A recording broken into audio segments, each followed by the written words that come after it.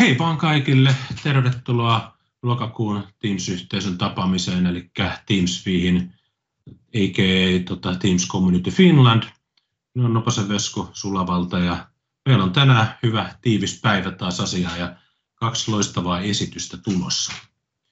Pidemmittä puheitta tässä pääsee käymään nämä perusasiat läpi.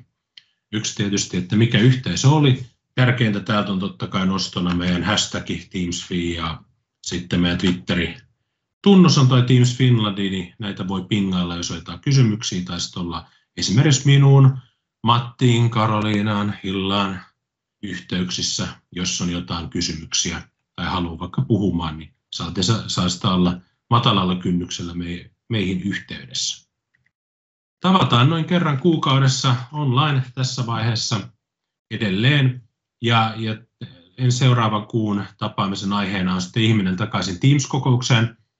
Joonas Rajanto tulee sitten fasilitoimaan, vetämään tämän keskustelun. Se tulee olemaan noin 1,5 tuntia, 2 tuntia pitävä workshoppimainen Teams Finlandi ensi kerralla. Siihen kannattaa ehdottomasti tulla mukaan, koska siinä on vähän ajatuksia herättävämpää tällaista pienryhmätyöskentelyä ja muuta. Että tuolta alkaa näkyä jotain tietoisuutta tuolta meidän Spookfi/eventsin alta.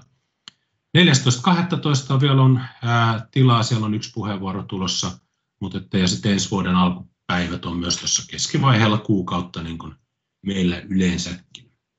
Meillä on nykyään sitten tällainen vähän parempi ehkä kuin Teams-bassi, niin tämä meidän domaini käytössä, eli TeamsFi Rocks, niin sen alle sitten lähtee muuttumaan nämä shortlinkit, ja toivottavasti nyt ei sitten muuttuisi sen jälkeen taas. Tämä on tällaista pientä iloa koko ajan, että missä muodossa tämä tulisi. Ja tuonne vaan puhumaan kautta niin voi antaa tiedot, että jos tulee ajatuksia siitä, että mitä esitystä haluaisi tulla kertomaan tai mistä kokemuksista. Eli saa ihan matalalla kynnyksellä olla meihin yhteyksissä ja kysellä. Että se ei ole vielä mikään sitova ilmoittautuminen. Että se on nyt just toi, kun mä laitan lomakkeen kautta tiedot sisään. Ja ehdottomasti kannattaa noissa Spookin tapaamiset katsoa myös, ne on yleensä tuossa kuun alkupuolella. Joskus mennään peräkkäisinä viikkoina ja joskus on sitten väliviikko välissä, mutta että siellä on sitten laajemmin Microsoft 365 asiaa. Ja käytännöistä käytetään Facebookin ryhmää paljon keskustelua. Siellä oli, mitä mä kuulin tällä viikolla, niin 500 kävijää suurin piirtein enemmän tai vähemmän aktiivista, ei 500 kirjoittajaa, mutta sen, että siellä käy aika paljon ihmisiä, joten se on ollut hyvässä käytössä. Ja sellainen muutos nyt aikaisempaa myös, että käytetään tätä Teams-kokousta jatkossa pysyvänä. Spookihan käytti minusta ei jatkuvasti, että se keskustelu jatkuu aina edellisestä, mutta että jatketaan tällä keskustelulla nyt mekin tätä Teams-feetä. Eli voi jatkaa myös keskustelua sitten koko näiden miittien väliin. Päätän lähteä keskustelusta väliaikana pois. Siinä on muutama muukin Teams-linkki vielä, en ole ehtinyt niitä muuttaa Rocksin alle. Mutta tänään ohjelmassa, kuten sanottu, niin lyhyesti muutama lyhyt nosto tähän alkuun Igniteista, että kaikki on silleen kärryillä. Me käydään sellainen nopea roundtable järjestäjien kesken tässä läpi tämän aiheen suhteen, ja sitten sen jälkeen Niemintero Danfossista kertoo Kokisten user adoptioniin. Odotan mielenkiinnolla, minkälainen tästä esityksestä tulee. Ja sitten Martin Fremer kertoo sitten koneen kenttätyöntekijöiden Teams-hyödyntämisestä, ja odotan erittäin suurella mielenkiinnolla myös Ja sellainen huomio, että jälkimmäistä ei tuossa tallenneta, joten Teron esityksen jälkeen mä pistän tallennuksen poikki, ja se viimeinen osa jää sitten tänne vaan katseltavaksi. Ja sitten ilman tallennusta jatketaan sitä keskustelua sieltä Igniten paloista tai muusta, eli kannattaa jäädä roikkumaan ja kysellä ja avata mikrofonia siinä vaiheessa. Joten Ignitehan toi erittäin paljon kaikennäköisiä hyviä uutisia Teamsin ympärille ja Microsoft 365 ja Microsoftin tarjoaman ympärille. Mutta että tietysti nyt kun ollaan tällaisessa yhteisötilanteessa, niin nuo kokoukset on tietysti iso asia, mikä vaikuttaa meidän tekemiseen. Kuinka paljon helpommaksi nämä tulee, niin on ehdottomasti tärkeää. Ja kuinka paljon se sitten helpottaa esimerkiksi kouluelämää myös sitä kautta. Eli esimerkiksi nuo breakout-roomit on iso asia, päästään hajottaa pienryhmätyöskentelyyn. Ja tätä toivottavasti päästään silloin 16.11. jo tekemään. Mutta että odotan kovasti custom layoutsin tuloa, jolla sit pääsee vähän mukauttamaan tätä ulkoasua, niin saatte nauttia esimerkiksi mun kuvasta tuossa tai Matin kuvasta tai meidän kaikkien järjestäjien kuvasta samaan aikaan, kun esitys on näytöllä. Tai sitten mennään Together-moodissa vähän erilaiseen ympäristöön, eli sinne tulee niitä uusia taustoja onneksi sinne käyttöön. Mutta sieltä ehkä mä haluan nostaa sovellusten tuominen.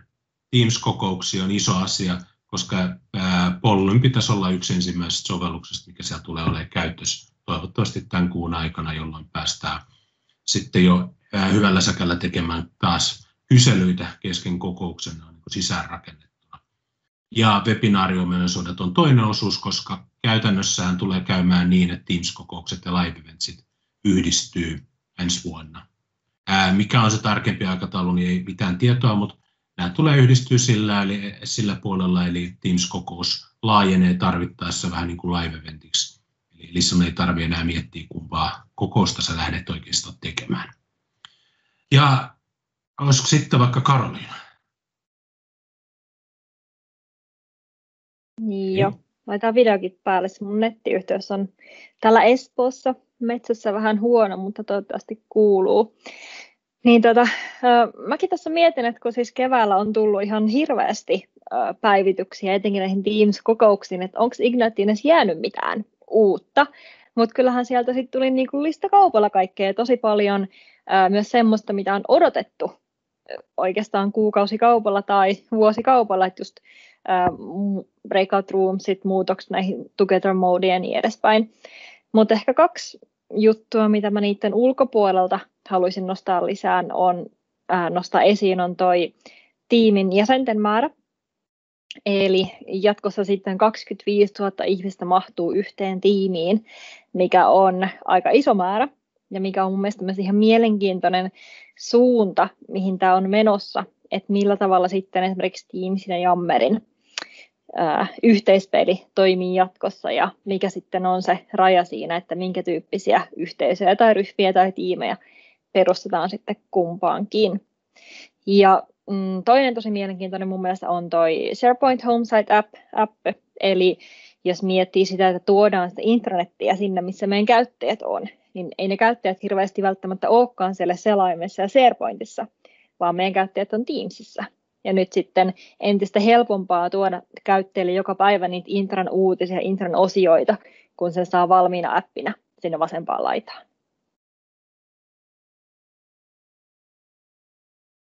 Siinä ehkä mun tähän väliin.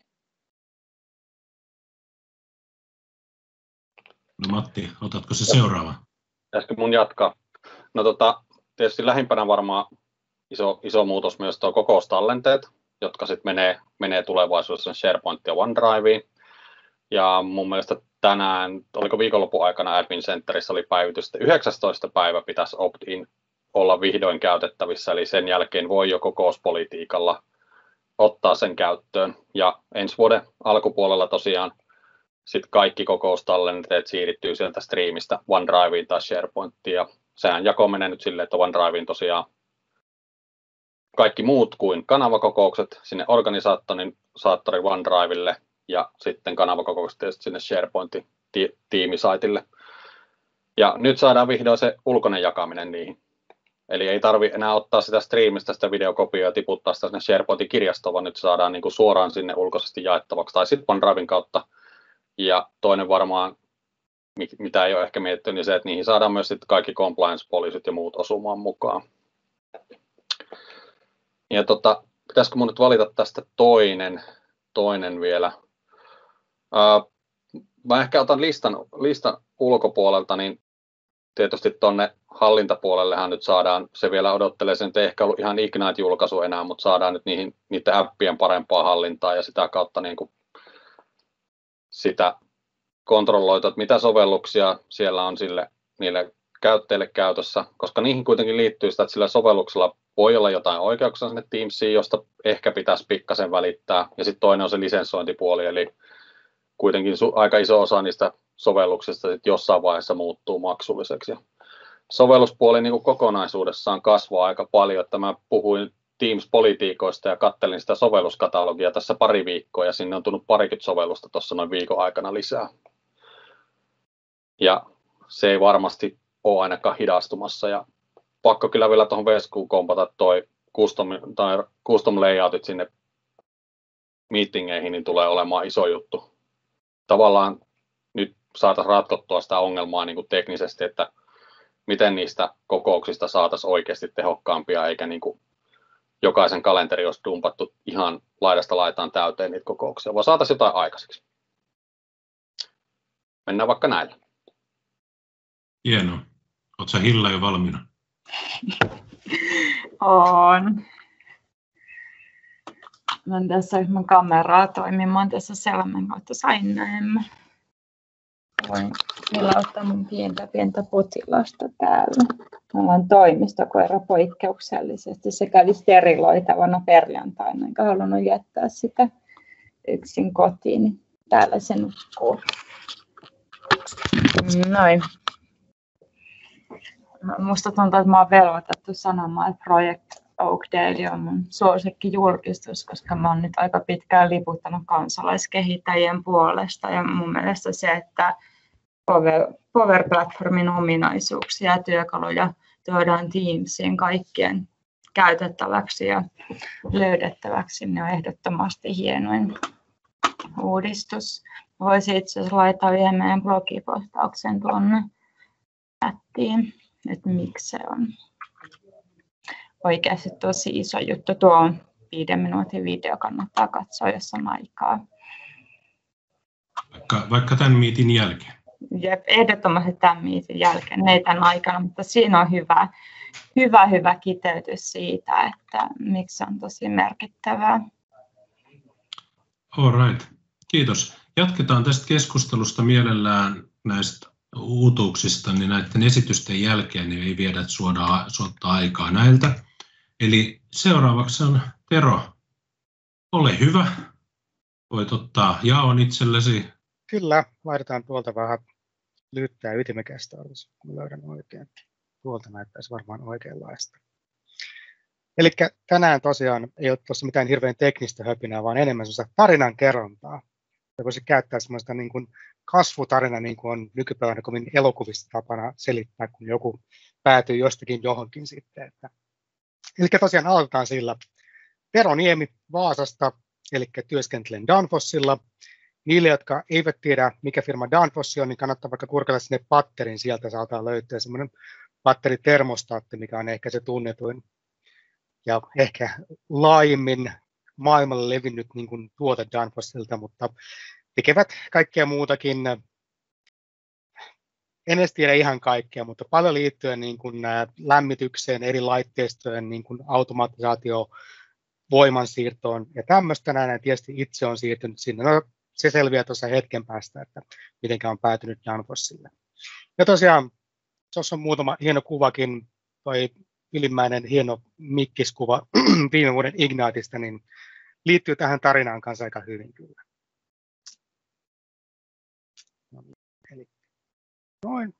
Eli tässä tosiaan otetaan pieni historia siihen, niin oma työhistoria. Eli tosiaan koulutukseltani on kokki, valmistunut tuossa 99, ehdin tehdä sitä hetken aikaa töissä, kävin Helsingissäkin puolisen vuotta, tulin takaisin Vaasaan, ei löytynyt kokin hommia, päädyin sitten Antlan Top 10:iin, sinne myyjäksi tietokonepeleistä ja tietokoneista vastaavaan.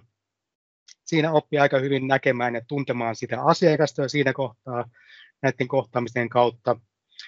Sitten jossakin kohtaa totesin, että eiköhän tämä riitä tässä.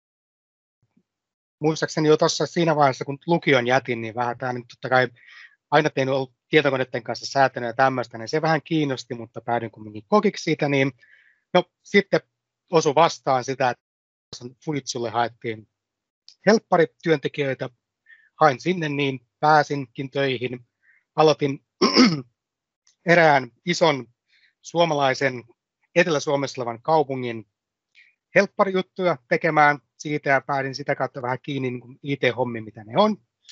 Siitä tein parisen vuotta muistaakseni sitä, niin sitten päädyin muistaakseni Ruukin helppariin. Siellä tarvitsin ruotsin kielen osaavaa helppari-ihmistä.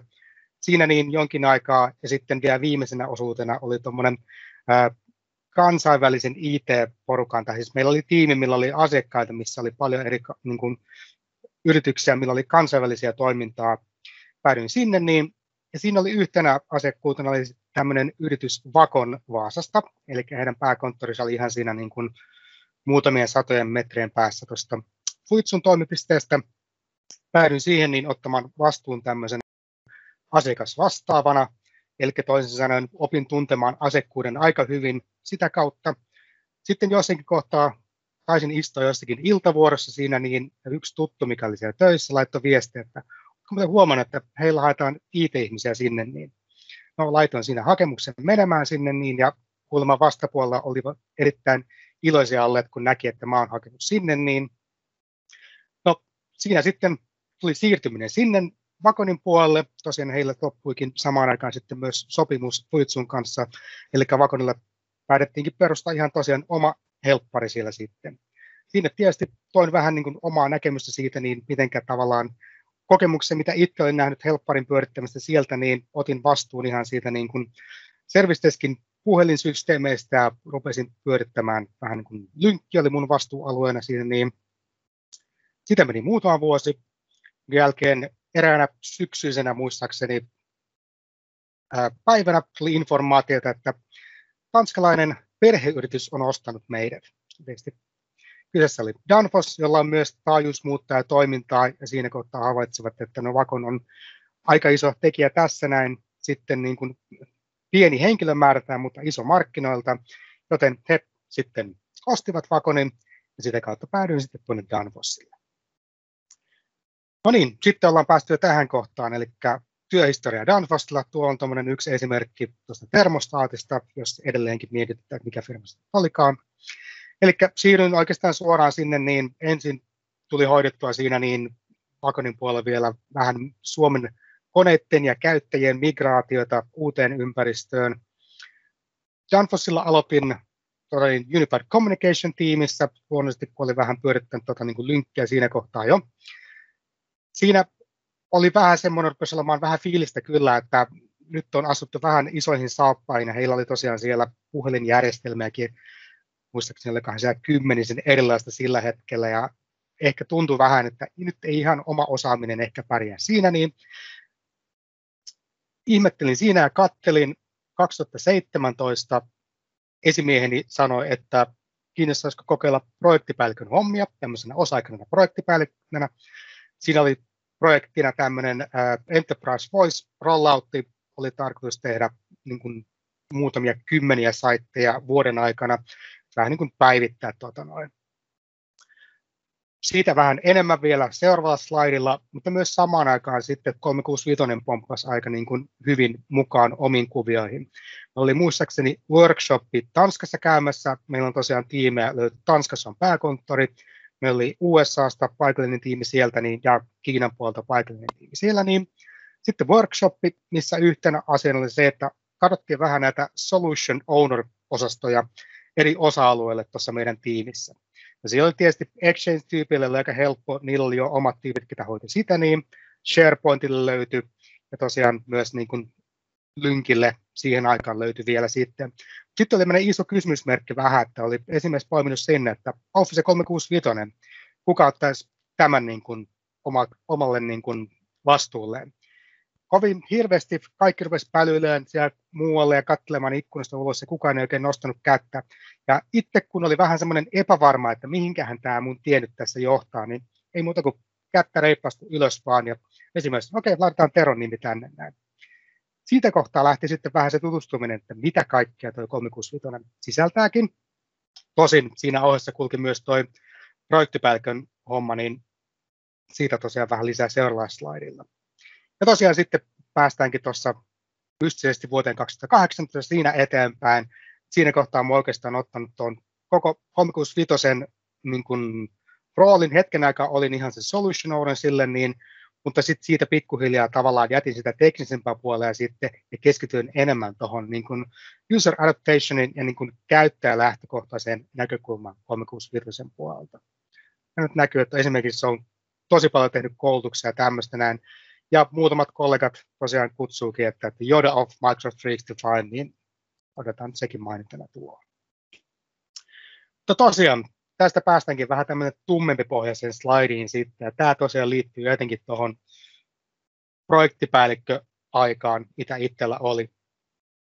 Ja tosiaan lähdin rohkeasti kokeilemaan sitä, mutta rupesin siinä jossakin kohtaa huomaamaan sitten, että tietysti mulla vähän ehkä huonosti kerrottiin, miten sitä pitäisi tehdä ja tämmöistä näin, että vähän joutui itse etsimään ja opiskelemaan siinä juttuja. Mutta myös se, että huomasin, että en hirveästi pidä siitä niin, että kun ei ollut semmoisia dedikoituja resursseja määrätty, vaan kaikki muutkin projektit vähän ehkä taisteli samoisista ihmistä siellä, niin saada sitten jonkinnäköistä vastausta tiettyihin asioihin. Välillä tuli semmoinen lastentarha-fiilis siinä kohtaa sitten. Plus, että siinä kohtaa sitten tuli myös vastaan semmoisia niin kuin esimerkiksi Euroopan kulttuureista, kuinka eri tavalla siellä lähestytään. Joitakin kun on tottunut tässä Suomessa, että kun sä pyydät jotenkin tekemään, niin monesti se homma tehdään sitten suoraan siitä, niin eikä tarvitse kierrättää esimerkiksi esimiehen tai esimiehen kautta näitä pyyntöjä. Niin tässä oli kaiken näköistä niin kuin kulttuurista oppimista vastaan myös sitten. Tosiaan päädyin nyt kumminkin tekemään tätä hommaa 2017, ja sitten kun joululoma siinä tuli, todesin, että ei kyllä tämä homma riittää. No, jostain kumman syystä sitten, kun vuosi 2018 alkoi, niin silloin taas esimies uudestaan, että joku toi nyt viime vuosi teit tätä, no mitenkä olisi lähtisikö tähän näin. Ja jostain kumman syystä sitten päätin taas sanoa jälleen kerran kyllä siihen, mutta tämä rupesi tuntumaan kyllä semmoista kivireen vetämiseltä siinä, niin että siinä kohtaa työnteko ei enää oikein ollut hirveän hauskaa. Välillä mennä sillä maanantaisin vähän sitä, niin että pitääkö nyt lähteä töihin. Päädyin myös vähän ruveta oikeasti katselemaan sitä, että ehkä minun paikka nyt ei olekaan tässä Danfossilla tehdä tätä näin. Katselin vähän töitä muualta päin, mutta myös firman sisältäkin. Sieltä että pääsin jopa ihan niin kuin bisneksen puolelle paikkaan 3 muun ihmisen kanssa ihan sinne loppusuoralle. Siinä kohtaa oli myös Tanskassa käymässä, sitten kerron esimiehelle, että nyt on tämmöinen juttu, että olen hakenut jotakin muuta, koska tämä projektipäällijuttu, niin se ei sovi mulle niin kuin mun henkilökohtaisen tapaan tehdä roolin ollenkaan.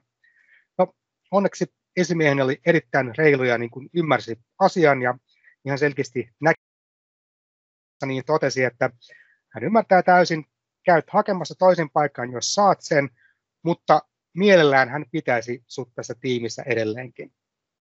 Tosiaan olin käynyt haastattelussa sitten toiseen paikkaan. Viikon verran mietin, siinä kohtaa ilmoitin sinne, että kävi miten kävi, mutta minä jättäydyn pois tässä kohtaa tästä haastattelusta, että palaan vanhaan tiimiin. Siinä kohtaa esimieheni oli erittäin tyytyväinen ja totesi, että no ehkä me laitetaan nuo projektipäällikön hommat jollekin muualle ja rupeat sitten niin kuin keskittymään itse tuohon 365. Tästä ainakin saadaan iloinen kissa sinne ruutuun, koska tuo äsken oli vähän surullisen näköinen. Siitä kohtaa oikeastaan voisi sanoa, että se, mitä mä nyt teen, lähti oikein kunnolla niin kuin liikenteeseen sitten. Rupesin niin kuin tavallaan keskittymään pelkästään, katoin mitenkä 365 toimii, mitä kaikkea ne komponentit on, ja etenkin se, että miten ne toimii yhdessä siellä paremmin sitten.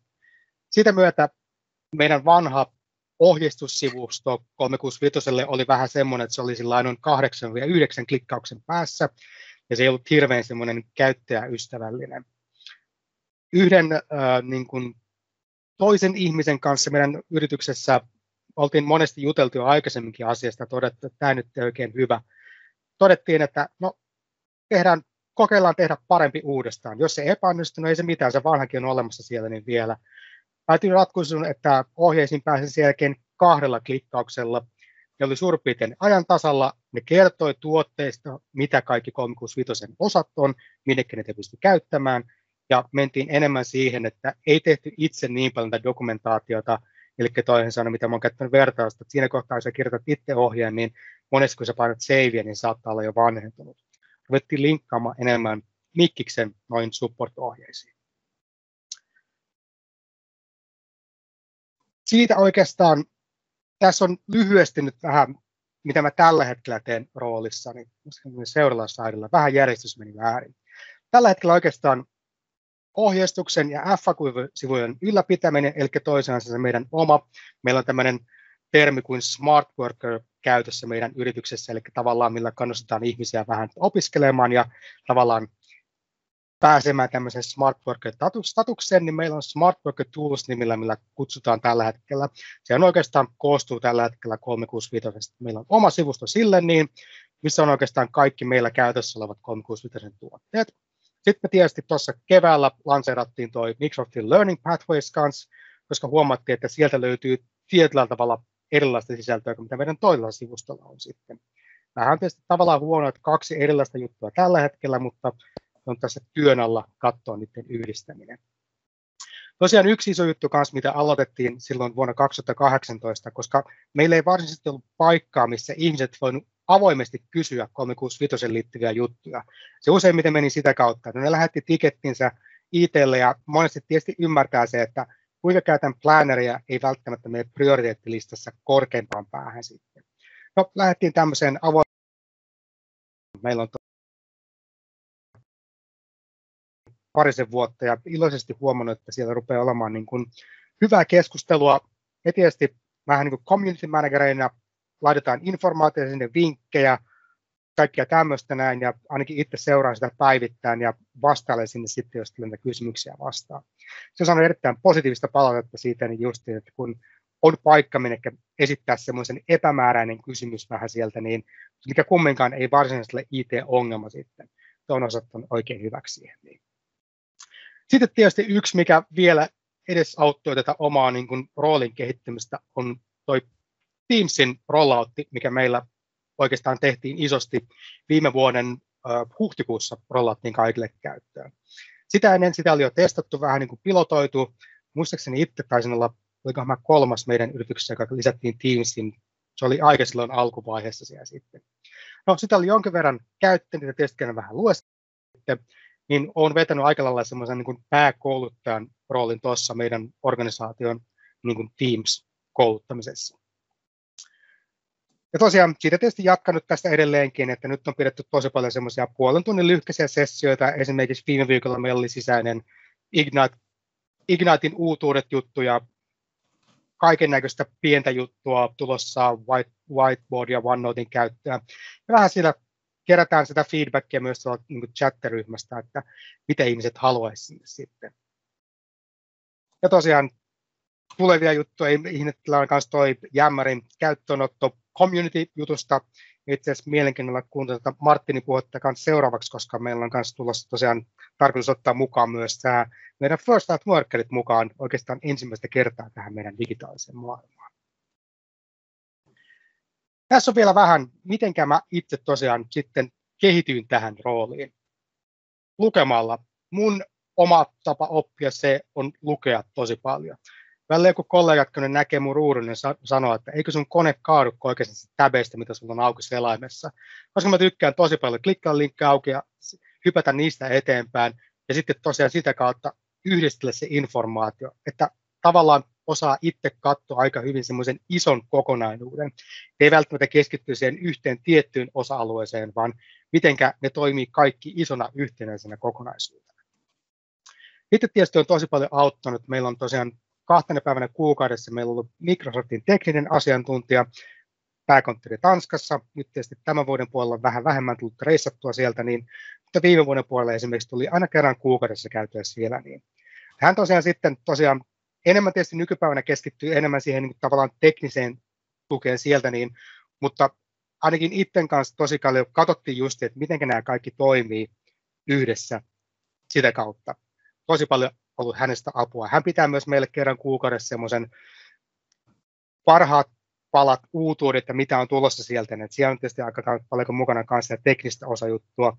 Ja tietysti positiivista huomata, että ei hirveästi ole enää nykypäivänä semmoista ollut siellä, mitä itse ei olisi jo tietoinen asioista. Sitten tosi paljon on myös oppinut sillä vaan kokeilemalla ja testaamalla, miten nämä toimii keskenään. Se on myös osoittautunut oikein hyväksi keinoksi itselle sitten. Ja yksi ehkä tosi iso semmoinen, mikä avasi itselle silmät, oli viime vuoden Igniteissa paikan päällä Orlandossa.